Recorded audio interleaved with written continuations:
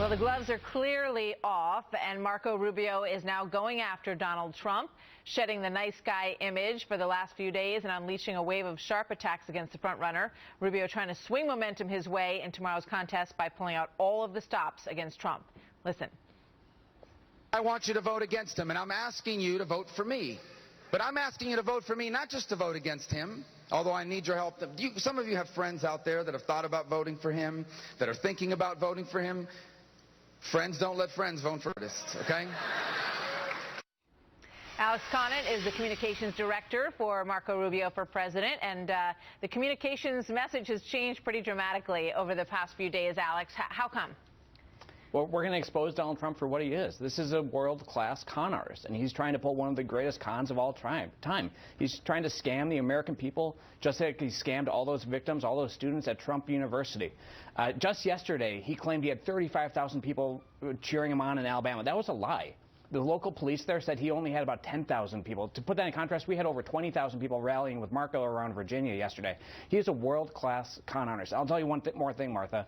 If he was serious about making America great again, he would start by bringing all of the jobs that he's created in China overseas, making those tacky ties. He would bring those jobs back to America. That's why today, our campaign, the Rubio campaign, we're challenging him to bring those jobs back to America if he's serious about helping America first. So where has this all been, Alex? You know, when you look at the campaign, because basically for months, Marco Rubio has said, no, I'm not going to do that. You know, I don't want to attack anybody. I'm here to talk about what I want to talk about. So where did all this come from, and why is it, some would say, why so late? Well, we're at a serious moment here. I mean, Donald Trump is the front runner. Donald Trump has won 3 states in a row now. And we cannot let him become, we cannot let this con artist become the head of the conservative movement, become the head of the party of Reagan. That would be a disaster for our party, as Brit Hume was just saying. It would be a disaster for the country if a con artist like Donald Trump became the head of the party of Reagan and Lincoln, and we're not going to let it. And so we are engaging him on every level. We're debating him on the policies, but we're also exposing him for what he is, which is a fraud. You know, a lot of people out there feel very strongly about this man, and they are Republicans as well.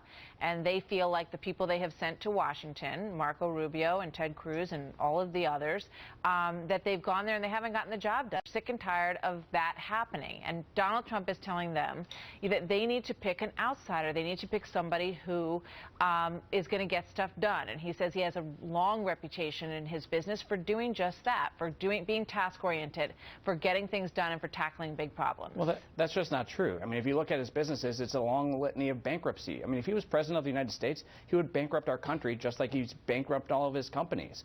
And look, he's a guy that agrees with Hillary Clinton on most issues. He agrees with her on eminent domain. He agrees with her that we should be funding, using taxpayer dollars to fund Planned Parenthood. We can't have somebody like that at head of the Republican Party. We can't have someone like that as president of the United States. And so that's what's important in this race. We're talking about just at the other debate last week where he couldn't explain his own health care plan. He kept talking about the circles around the states, whatever that means. And yesterday, refusing to... Well, he was talking about cross-state competition.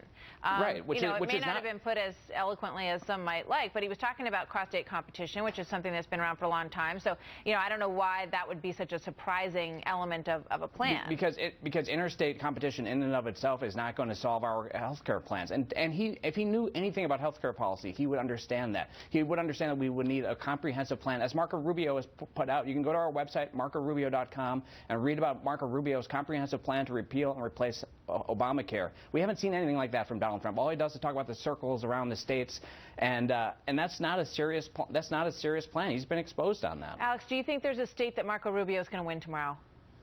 I don't know. It's still a competitive race. Obviously, Donald Trump is the front runner. I think Ted Cruz is obviously going to win his home state of Texas tomorrow. Our goal is to accumulate as many delegates as possible. As you know, all of the delegates tomorrow are awarded on a proportional basis. So we're going to win a lot of delegates tomorrow, which is the most important thing when you look at who's actually going to be the nominee. And then on March 15th, we're in our home state of Florida. So we feel very good about the trajectory of the race. I feel the American people coming behind us because they understand that somebody like Donald Trump, who is a world-class con artist, cannot be head of the Republican Party, let alone president of the United States, head of the commander-in-chief of the greatest military in the world.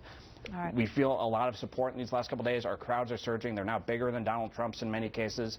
Our people are going to marcorubio.com like never before. We're excited about the future of this campaign. Alex, thank you very much for Thanks, being Martha. with us today, and we'll see how everything goes out there tomorrow for all of the candidates. Good to speak with you as always. Thank you. Thanks, Alex.